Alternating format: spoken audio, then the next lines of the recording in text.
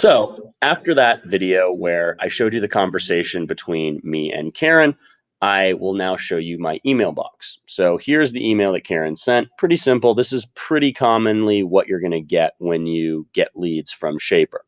So after I get that email, I'm going to then send her a link to my Calendly, which is an awesome free scheduling service that allows anyone to schedule, in this case, a 15-minute meeting, but there's also a 30 and 60-minute option.